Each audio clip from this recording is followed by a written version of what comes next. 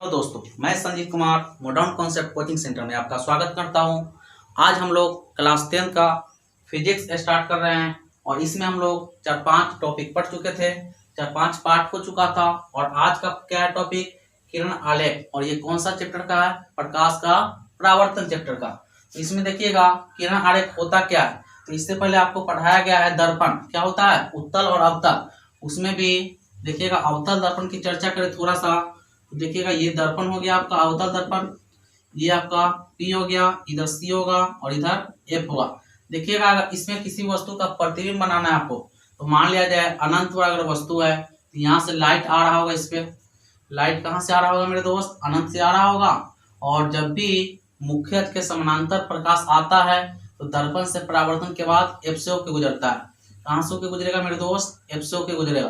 ठीक, तो F से होकर गुजर गया और दोनों किरण एक दूसरे को जिस बिंदु पर काटती है उसका प्रतिबिंब वहीं पे बन जाता है। दोनों किरण एक दूसरे को जिस बिंदु पर काटती है उस वस्तु का प्रतिबिंब वहीं पे बन जाता है। तो आज का टॉपिक क्या है मेरे दोस्त? किरण आरेख होता क्या है। तो यदि किसी भी वस्तु का प्रतिबिंब, सुना जाए किरण आरेख क्या होता है? यदि किसी भी वस्तु का प्रतिबिंब किरण की सहायता से, है ना, ये क्या है मेरे दोस्त? किरण है। यदि किसी भी वस्तु का प्रतिबिंब किरण की सहायता से दर्शाया जाए, ठीक है, किरण के सहायता से दर्शाया जाए तो जो आपको चित्र प्राप्त होता है उसी चित्र को क्या बोलेंगे?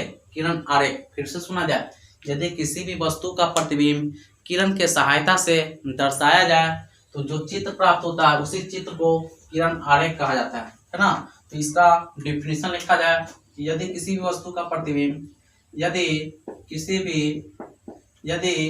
भी वस्तु का प्रतिबिंब, है ना, वस्तु का प्रतिबिंब, यदि किसी भी वस्तु का प्रतिबिंब, यदि किसी भी वस्तु का प्रतिबिंब किरण के सहायता से, किरण के सहायता से दर्शाया जाए, है ना, यदि किसी भी वस्तु का प्रतिबिंब किरण के सहायता से दर्शाया जाए तो जो चित्र प्राप्त होता है, चित्र प्राप्त होता है उसे क्या बोलते हैं मेरे दोस्त? उसे किरण आरेख कहते हैं। क्या बोलते हैं? किरण आरेख, है ना, किरण आरेख कहा जाता है, किरण आरेख कहा जाता है। तो किरण आरेख क्या होता है मेरे दोस्त? किसी भी वस्तु का प्रतिबिंब, है ना, अगर किरण के सहायता से आप खींचते हैं तो पूरा जो चित्र बना उसी पूरा चित्र को क्या बोलना है? किरण आरेख। अब देखिएगा किरण आरेख खींचने के लिए आपको 4 स्टेप में से किसी भी 2 स्टेप का पालन करना होगा, है ना। किरण आरेख खींचने के लिए आपको 4 स्टेप बताएंगे और वो 4 स्टेप में से किसी भी 2 स्टेप का यूज कीजिएगा, आपको किरण आरेख मिल जाएगा, किसी भी दर्पण में हो, है ना। तो आगे इस बात को लिखा जाए, आगे क्या लिखना है मेरे दोस्त कि किरण आरेख खींचने के लिए किसी भी वस्तु या किसी भी दर्पण में वस्तु का किरण आरेख खींचने के लिए, किरण आरेख खींचने के लिए नीचे जो बताएंगे आपको, नीचे दिए गए, है ना, नीचे दिए गए 4 स्टेप में से कोई दो स्टेप का पालन करके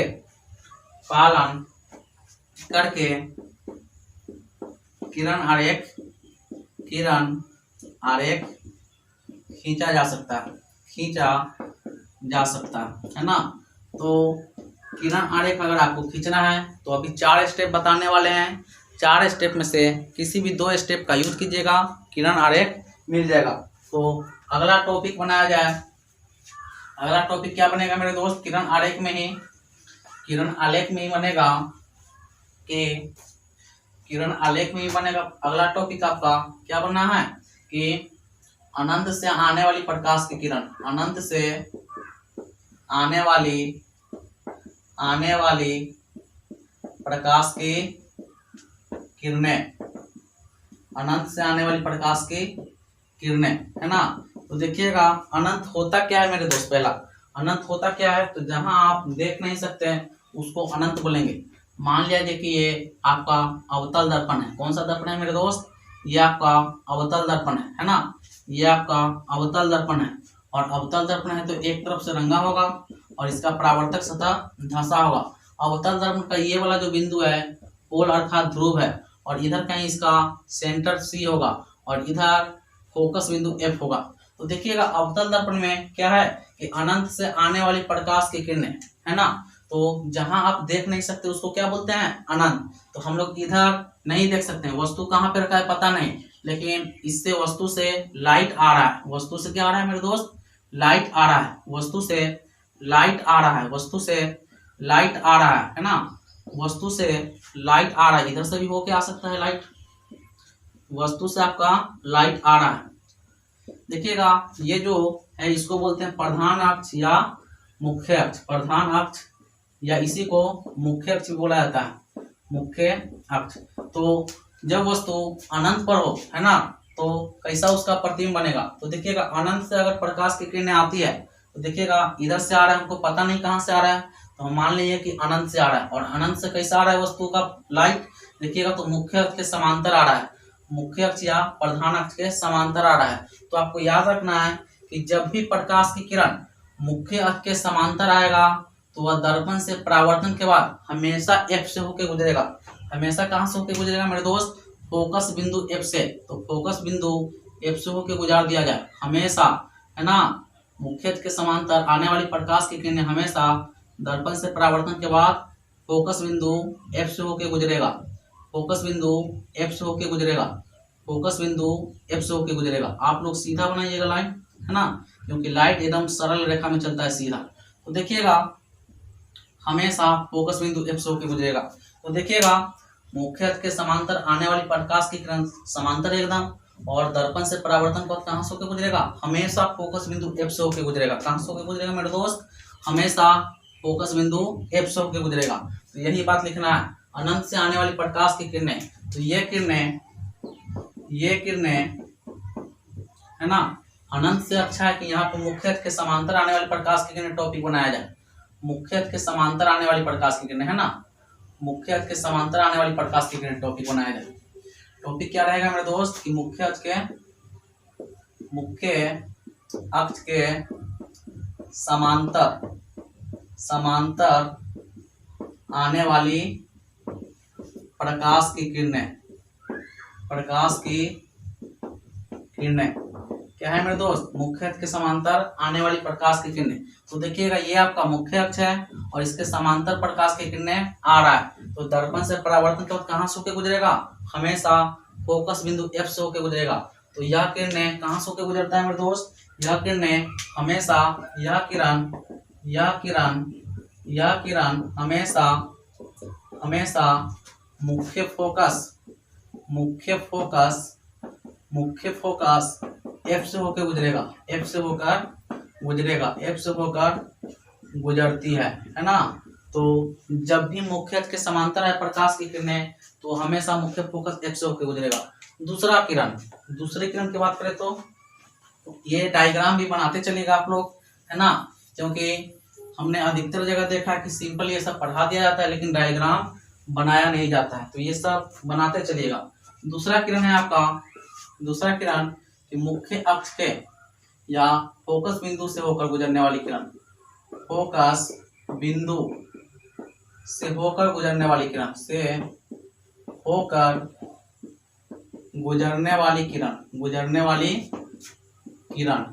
फोकस बिंदु से होकर गुजरने वाली किरण। देखिएगा ये आपका क्या है मेरे दोस्त, अवतल दर्पण है। ये क्या है मेरे दोस्त, अवतल दर्पण है। और अवतल दर्पण का ये आपका मुख्य अक्ष है।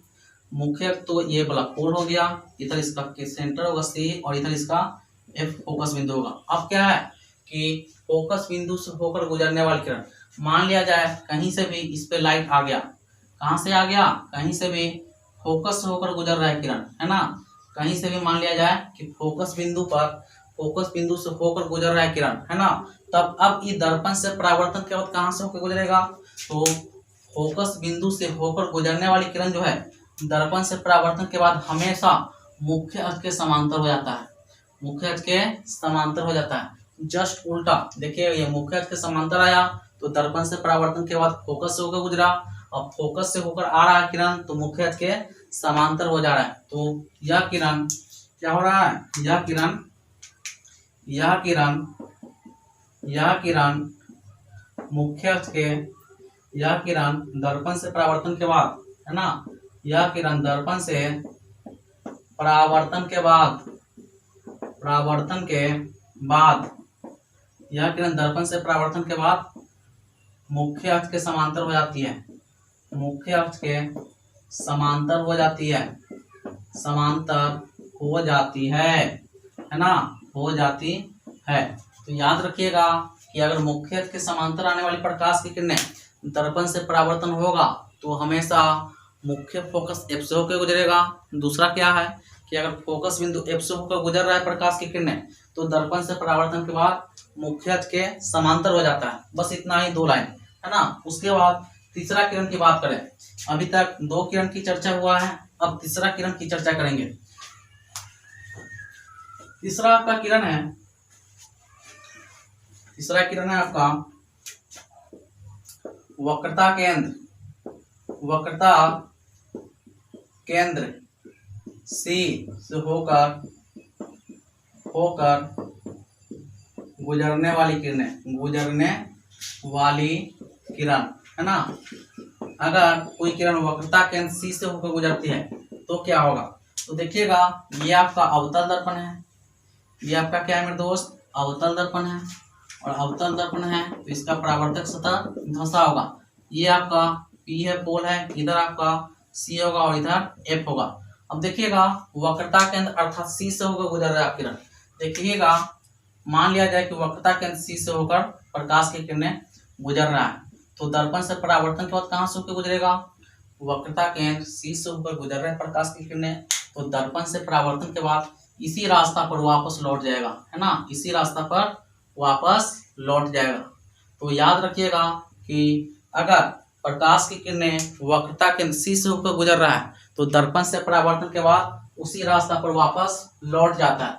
और चौथा नंबर बात क्या है कि ध्रुव से होकर गुजरने वाली किरण, ध्रुव से होकर गुजरने वाली किरणें है ना, ध्रुव अर्थात पोल से होकर गुजरने वाली किरण। आप डायग्राम बनाते रहिएगा क्योंकि ये बहुत हेल्प करेगा आगे, है ना।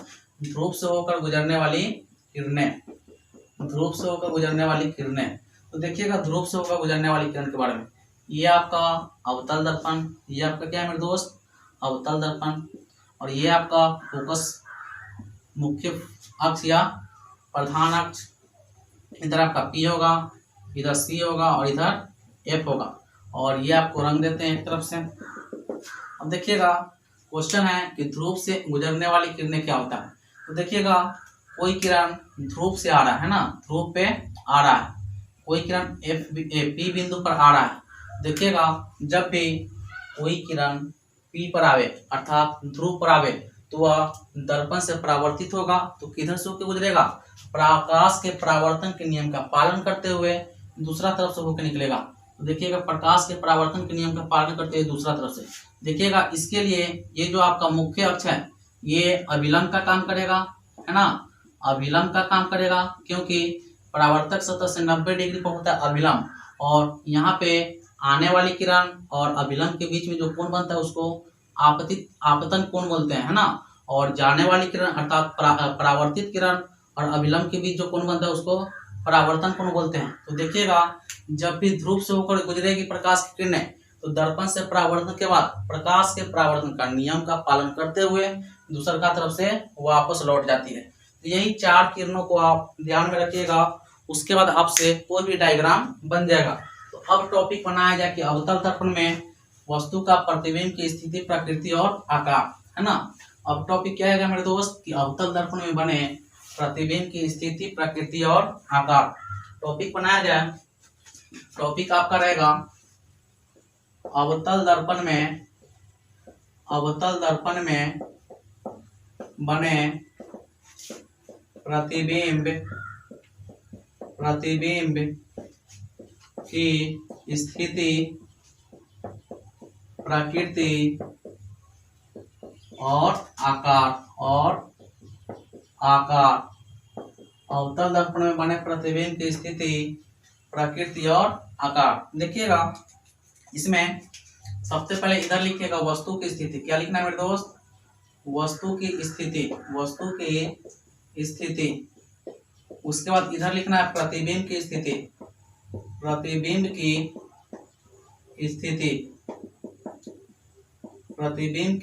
स्थिति। उसके बाद वास्तविक या काल्पनिक, है ना, वास्तविक या काल्पनिक। और इधर लिखिएगा सीधा या उल्टा, है ना। और इधर लिखिएगा आप बड़ा या छोटा, है ना। तो देखिएगा अवतल दर्पण में वस्तु को कहाँ रखें कि उसका प्रतिबिंब कैसा और सीधा बनता है या उल्टा, बड़ा या छोटा, उसको देखना है। तो देखिएगा सबसे पहला कंडीशन, इसमें 6 कंडीशन का आपको पढ़ना है।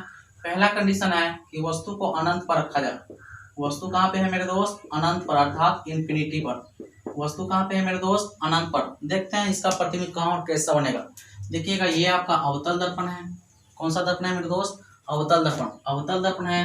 तो एक भाग इसका कलर किया रहेगा अर्थात रंगल रहेगा और इसका परावर्तक सतह धंसा है। ये आपका हो गया प्रधान अक्ष या मुख्य अक्ष। ये क्या हो गया मेरे दोस्त?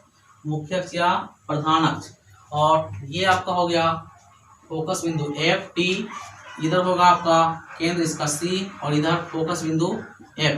देखिएगा अवतल दर्पण है, पोल अर्थात ध्रुव P है, केंद्र इसका C है और फोकस बिंदु F है। देखिएगा क्वेश्चन का है कि वस्तु की स्थिति अनंत पर है। अनंत कहाँ होता है मेरे दोस्त? जहाँ पे आप किसी वस्तु को देख नहीं सकते उसको अनंत बोलते हैं। तो मान लिया जाए इधर कहीं वस्तु है और वस्तु से लाइट आ रहा है। वस्तु से क्या हो रहा है मेरे दोस्त? लाइट आ रहा है। तो मुख्य अक्ष के समांतर आ रहा है। लाइट कैसा आ रहा है मेरे दोस्त? मुख्य अक्ष के समांतर आ रहा है। लाइट मुख्य अक्ष के समांतर आ रहा है ना। अब देखिएगा मुख्य अक्ष के समांतर आ रहा है तो बताइए मुख्य अक्ष के समांतर आने वाली प्रकाश की किरणें दर्पण से परावर्तन के बाद कहाँ से होकर गुजरेगा? तो आप बोलोगे गुरुजी अभी बताएं कि फोकस बिंदु F से होकर गुजरेगा। तो फोकस बिंदु F से होकर गुजर गया और इधर ये फोकस बिंदु F से होकर गुजर गया। तो देखिएगा एक दूसरे को कहाँ पे काट रहा है ये लाइट? तो देखिएगा F पर काट रहा है। तो जहाँ पे काटता है मेरे दोस्त वहीं पे उस वस्तु का प्रतिबिंब बन जाता है। तो वस्तु अगर अनंत पर है तो उसका प्रतिबिंब कहाँ पे बन रहा है? तो उसका प्रतिबिंब बोलोगे आप कि F पर बन रहा है। कहाँ पे बन रहा है? फोकस बिंदु F पर, है ना। और कैसा बना? वास्तव में बना है कि हम लोग कल्पना किए हैं? तो वास्तव में एक दूसरे को काटा है तो वास्तविक हो गया, है ना। वास्तविक हो गया, वास्तविक बन रहा है। उसके बाद आपको पीछे प्रतिबिंब जब पढ़ा रहे थे तो बोले थे कि जो वास्तविक प्रतिबिंब होगा वो हमेशा उल्टा होता है। तो सीधा या उल्टा? तो हमेशा उल्टा होता है तो उल्टा हो गया। उसके बाद यहाँ पे देखिए प्रतिबिंब बड़ा बन रहा है छोटा बन रहा है? तो बहुत छोटा बन रहा है, चुन्नी सा, है ना। तो कितना को बन रहा है? बहुत छोटा, बहुत छोटा, बहुत छोटा, बहुत छोटा। तो पहला कंडीशन याद रखिएगा कि वस्तु अगर अनंत पर है तो उसका प्रतिबिंब F पर बनता है। कैसा बनता है? तो वास्तविक बनता है और उल्टा बनता है और वस्तु से बहुत छोटा बनता है। और ये ग्राफ भी आप अर्थात ये फिगर भी नोट करते चलिएगा। दूसरा कंडीशन, कंडीशन नंबर 2। दूसरा कंडीशन है आपका ये अवतल दर्पण है। कौन सा दर्पण है मेरे दोस्त? अवतल दर्पण। ये आपका अवतल दर्पण है और इधर आपका पोल P है, इधर आपका फोकस बिंदु F है और इधर वक्रता केंद्र C है ना। अब देखिएगा सबसे पहला नंबर को वस्तु कहाँ था? अनंत पर। दूसरा कंडीशन है कि वस्तु को हम थोड़ा सा आगे बढ़ाते हैं। इधर अनंत है और इधर क्या है? C। तो वस्तु अनंत और C के बीच में है। तो वस्तु की स्थिति हो गया अनंत और C के बीच। कहाँ पे मेरे दोस्त? अनंत और C के बीच। वस्तु अब कहाँ पे आ गया? अनंत और C के बीच। तो देखते हैं इसका प्रतिबिंब कैसा बनता है। इसका प्रतिबिंब देखिएगा पहला नंबर तो वस्तु कहाँ है? अनंत और C के बीच। तो अनंत और C कहाँ है? इधर पे अनंत है, इधर C है। तो कहीं ना कहीं ये दोनों के बीच में यहीं पे होगा। अब देखिए यहाँ से इसका नाम दे दिया जाए AB। यहाँ से लाइट निकलेगा। पहला लाइट हम मुख्य अक्ष के समांतर ले रहे हैं। लाइट चारों दिशा में निकलेगा मेरे दोस्त, है ना। और आपकी इच्छा कैसे भी ले जाए, तो पहला लाइट कहाँ से ले जाएंगे, मुख्य अक्ष के समांतर। और आपको पता है कि मुख्य अक्ष के समांतर जाने वाली प्रकाश की किरणें दर्पण से परावर्तन के बाद एफ से होकर गुजरेगा। कहाँ से होकर गुजरेगा मेरे दोस्त, एफ से होकर गुजरेगा, तो एफ से गुजर गया। दूसरा लाइट कहाँ से होकर गुजरे, आपकी इच्छा करे तो सी से होकर गुजार लीजिए, आपकी इच्छा करे तो एफ से होकर गुजार लीजिए, और आपकी इच्छा करे तो पी से होकर गुजार लीजिए। कहाँ से गुजारते हैं, आपकी इच्छा, है ना। मान लिया जाए एफ से होकर गुजारते हैं, तो एफ से होकर गुजारेंगे तो आपको पता होगा कि मुख्य अक्ष के समांतर आने वाली प्रकाश की किरणें दर्पण से परावर्तन के बाद फोकस बिंदु एफ से होकर गुजरता है। लेकिन अगर फोकस बिंदु एफ से होकर गुजरने वाली प्रकाश की किरणें दर्पण से परावर्तित होता है तो मुख्य अक्ष के समांतर आ जाता है, तो मुख्य अक्ष के समांतर इसको ले आया जाए, है ना। सीधा लाइएगा, कला जो प्रकाश जो होता है एकदम सीधा चलता है, ठीक। तो इधर आ गया। अब देखिएगा ये लाइट एक दूसरे को कहाँ पे काट दिए, यहाँ पे। और देखिएगा ये आपका ए यहाँ था, अब देखिएगा ए ऐसा हो गया और बी ऐसा हो गया। तो अब देखिएगा इसका प्रतिबिंब यहीं पे बन गया इमेज, है ना, इसका इमेज यहीं पे बन गया। तो वस्तु अनंत और सी के बीच में है तो उसका प्रतिबिंब कहाँ पे बन रहा है, सी और एफ के बीच में। कहाँ पे बन रहा है, सी और एफ के बीच में। तो इसका प्रतिबिंब बन गया मेरे दोस्त सी और एफ के बीच में, प्रतिबिंब सी और एफ के बीच, एफ के बीच कुछ भी रखना नहीं है ना, अपने सब निकलेगा। और वास्तव में बना है कि कल्पना की हम लोग, तो वास्तव में एक दूसरे को काट रहा है तो वास्तविक बन गया, है ना, वास्तविक बन गया। और जो वास्तविक होता है वो हमेशा उल्टा होता है, तो उल्टा हो गया। और देखिए तो वस्तु इतना को, प्रतिबिंब इतना को, बड़ा है या छोटा, तो देखिएगा छोटा बन रहा है तो छोटा बन गया। तो पहला कंडीशन कि वस्तु अनंत पर रहेगा तो उसका प्रतिबिंब फोकस बिंदु एफ पर बनेगा, वास्तविक उल्टा और बहुत छोटा बनता है। दूसरा कंडीशन वस्तु अनंत और सी के बीच में रहेगा तो उसका प्रतिबिंब एफ और सी के बीच में बनता है, वास्तविक उल्टा और छोटा बनता है। अब देखिएगा तीसरा कंडीशन, इसको मिटाते हैं, इस सबको नोट करते चलिएगा, है ना। कंडीशन नंबर 3, कंडीशन नंबर क्या है मेरे दोस्त, 3। देखिएगा तीसरा कंडीशन क्या है, तीसरा कंडीशन उससे पहले थोड़ा सा ये अवतल दर्पण है, अवतल दर्पण है, अवतल दर्पण हो गया, है ना, P इधर हो गया C, इधर हो गया F। अब देखिएगा कंडीशन नंबर 3, सबसे पहले हमने वस्तु को अनंत पर रखा, उसके बाद वस्तु को थोड़ा सा आगे लाए तो इधर अनंत है और इधर C है, अनंत और C के बीच में आ गया। वस्तु को थोड़ा सा और आगे ले जाते हैं तो वस्तु कहाँ पे आ जाएगा मेरे दोस्त, C पर। तो तीसरा नंबर है कि C पर वस्तु को रखा जाए, वस्तु को कहाँ रखते हैं, C पर, वस्तु आ गया C पर। अब देखिएगा वस्तु अगर C पे आया, है ना, वस्तु अगर C पे आया तो मान लिया जाए यहाँ से भी तो लाइट निकलेगा, लाइट निकला, पहला हम निकाल दिए मुख्य अक्ष के समांतर, मुख्य अक्ष के समांतर जाएगा तो आपको पता है कि एफ से होकर गुजरेगा, तो एफ से होकर गुजार दीजिए, एफ से होकर गुजार दीजिए। ये एफ देखिएगा सी और पी के ठीक बीच में होगा तो यहाँ पे होगा, एफ से होकर गुजार दिया जाए, एफ से होकर गुजार दी, है ना। एकदम आप लोग सीधा निकालिएगा, इसको हमसे टेढ़ा हो रहा है लेकिन आपसे नहीं होना चाहिए, ठीक है। दूसरा कंडीशन क्या होना चाहिए, आपकी इच्छा। दूसरा कंडीशन या तो एफ से होकर गुजार दीजिए या पी से होकर गुजार दीजिए, किसी से भी होकर गुजार दीजिए। मान लिया जाए आपकी इच्छा है कि एफ से होकर गुजारे, एफ से होकर गुजारा जाए, एफ से होकर गुजारेंगे तो मुख्य अक्ष के समांतर आने वाली प्रकाश की किरणें दर्पण से परावर्तन के बाद एफ से होकर गुजरता है। लेकिन अगर फोकस बिंदु एफ से होकर गुजरने वाली प्रकाश की किरणें दर्पण से परावर्तित होगा तो मुख्य अक्ष के समांतर आ जाता है। कहाँ से होता है मेरे दोस्त, मुख्य अक्ष के समांतर आ जाता है। कहाँ से होता है मेरे दोस्त, मुख्य अक्ष के समांतर आ जाता है। तो मुख्य अक्ष के समांतर लाया जाए इसको, देखिएगा यहाँ पे एक दूसरे को काट रहा है, आप लोग सीधा से काटिएगा फिर से, है ना, हमसे थोड़ा सा टेढ़ा लाइन खिंचा रहा है इसके लिए ऐसा हो रहा है, नहीं तो आप लोग को एकदम सी के सामने ये आके मिलेगा। कहाँ पे आएगा, सी के सामने, तो यहाँ पे इमेज बन गया। अब देखिएगा कहाँ पे बन गया वस्तु का प्रतिबिंब, सी पर। अब देखिएगा वस्तु सी पर रखे थे, इसका प्रतिबिंब भी कहाँ बन गया, सी पर बन गया। उसके बाद वास्तविक बना या काल्पनिक, तो वास्तव में बना है, वास्तविक हो गया, वास्तविक हो गया। और वास्तविक होगा तो सीधा या उल्टा, तो उल्टा ही होगा। उसके बाद देखिएगा वह एकड़ आकार देखिए और एकड़ आकार देखिए, दोनों का आकार सेम दिखेगा, अर्थात बराबर आकार का बनेगा, है ना, बराबर साइज का बनेगा। तो आप लोग सीधा खींचिएगा तो एकदम सामने ही आके मिलेगा, है ना। हमसे थोड़ा सा लाइन टेढ़ा मेढ़ा खिंचाई, इसके लिए ऐसा हुआ है। उसके बाद कंडीशन नंबर 4, कंडीशन नंबर 4 क्या होगा मेरे दोस्त, कंडीशन नंबर 4 क्या है मेरे दोस्त, मान लिया ये आपका अवतल दर्पण है, ये आपका अवतल दर्पण है ना। और इधर P है, इधर C होगा, इधर F होगा। अब देखिएगा सबसे पहले वस्तु को अनंत पर रखें, वस्तु को थोड़ा आगे बढ़े तो अनंत और C के बीच में आया, वस्तु को थोड़ा सा और आगे बढ़े तो C पर आ गया, वस्तु को थोड़ा सा और आगे बढ़ाएंगे तो C और F के बीच में आएगा। वस्तु कहाँ पे आएगा मेरे दोस्त? C और F के बीच, C और F के बीच, C और F के बीच, C और F के बीच वस्तु को रखा जाए, C और F के बीच में वस्तु को रखती है। अब देखिएगा यहाँ से भी लाइट निकलेगा, यहाँ से भी लाइट निकलेगा, यहाँ से भी लाइट निकल गया। अब देखिएगा मुख्य अक्ष के समांतर जाने वाली प्रकाश की किरणें F से होकर गुजरेगा परावर्तन के बाद, उसके बाद F से होकर एक वस्तु को गुजारते हैं, किरण को F से होकर गुजारते हैं, किरण को F से होकर गुजारते हैं, F से होकर गुजारेंगे तो दर्पण से परावर्तन के बाद मुख्य अक्ष के समांतर हो जाएगा, मुख्य अक्ष के समांतर हो गया। अब देखिए इसका प्रतिबिंब कहाँ पे बन गया? यहाँ पे बन गया है ना। इसका प्रतिबिंब यहाँ पे बन रहा है, एक दूसरे को यहाँ पे काट रहा है। अब देखिए तो जब वस्तु C और F के बीच में है तो उसका प्रतिबिंब कहाँ बन रहा है?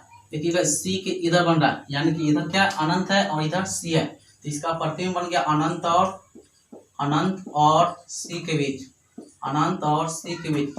वस्तु का साइज देखिए उससे पहले वास्तव में काट रहा है तो वास्तविक हो गया, उल्टा हो गया। वस्तु का साइज देखिए, वस्तु इतना गो है, प्रतिबिंब इतना गो है। प्रतिबिंब देखिएगा वस्तु से थोड़ा बड़ा दिख रहा है तो बड़ा इधर लिखते हैं, है ना, बड़ा लिख दिए। इसके बाद देखिएगा, इसके बाद कंडीशन नंबर 5, इसके बाद कंडीशन नंबर 5, कंडीशन नंबर 5 क्या है उसको देख लेते हैं। पहला नंबर, वस्तु को आपने कहाँ रखा? वस्तु को सबसे पहले अनंत पर रखे थे, प्रतिबिंब कहाँ पे बना? प्रतिबिंब F पर बन गया। दूसरा कंडीशन, वस्तु को कहाँ रखे थे?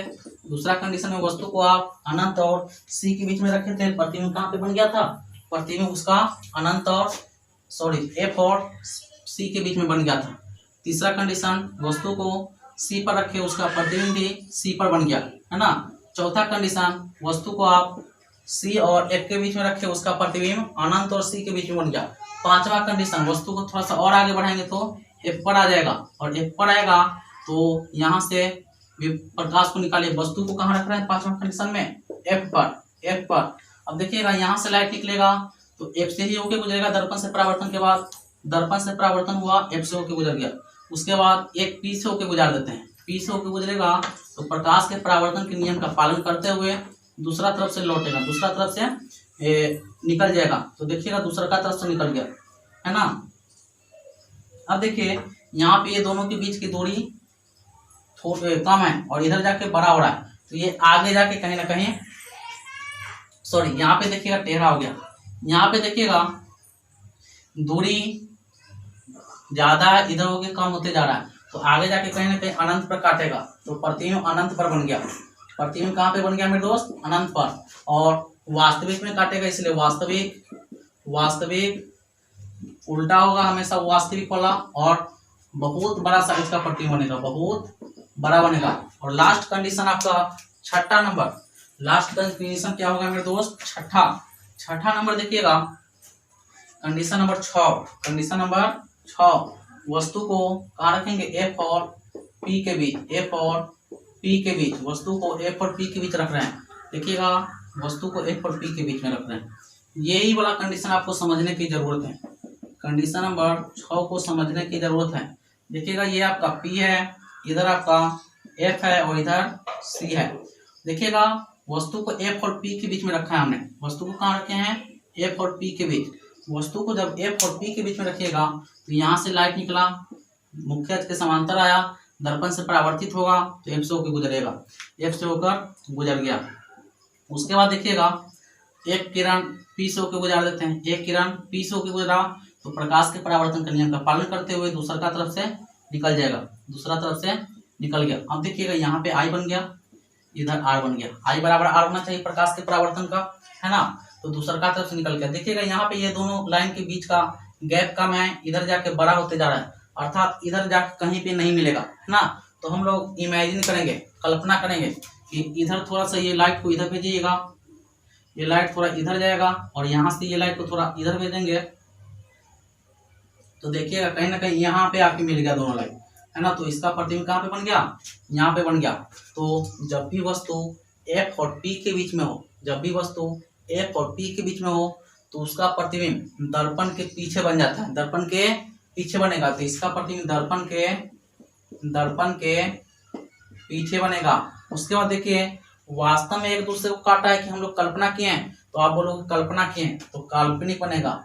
ऐसा बनेगा मेरे दोस्त, काल्पनिक बनेगा। उसके बाद देखिएगा एक का नाम अगर ए होगा, एक का नाम बी होगा, तो इसका भी ए, इसका भी बी। देखिएगा ए नीचा बी ऊपर, ए नीचा बी ऊपर, अर्थात सीधा बन गया। ऐसे भी काल्पनिक जो होता है हमेशा सीधा होता है, सीधा बन गया। उसके बाद देखिए वस्तु का साइज और प्रतिबिंब का साइज आपको बड़ा दिखाई देगा तो बड़ा बनेगा, है ना। तो याद रखिएगा ये वाला बहुत बड़ा हो गया। चला तो देखिएगा 6 कंडीशन। सबसे पहला कंडीशन क्या था, एक बार फिर से रिवीजन किया जाए। सबसे पहला कंडीशन क्या था, थोड़ा सा 1 मिनट बता देते हैं हम। सबसे पहला कंडीशन मेरे दोस्त था वस्तु अनंत पर था, उसका प्रतिबिंब कहाँ पे बन गया था, एफ पर। वस्तु दूसरा नंबर में अनंत और सी के बीच था, प्रतिबिंब बन गया एफ और सी के बीच, एफ और सी के बीच। तीसरा कंडीशन सी पर था, प्रतिबिंब भी सी पर बन गया। चौथा कंडीशन सी और एफ के बीच था, प्रतिबिंब बन गया अनंत और सी के बीच। पांचवा कंडीशन वस्तु एफ पर ही था, प्रतिबिंब बन गया अनंत पर। छठा कंडीशन एफ और पी के बीच था, प्रतिबिंब बन गया दर्पण के पीछे, है ना, पीछे। अब देखिएगा ये सब में वास्तविक था, इसमें भी वास्तविक, इसमें भी वास्तविक, इसमें भी, इसमें काल्पनिक था लास्ट में, काल्पनिक। उसके बाद ये सब उल्टा रहेगा, वास्तविक जो होता है उल्टा रहेगा और काल्पनिक वाला वो सीधा हो जाएगा। उसके बाद बड़ा रहेगा ये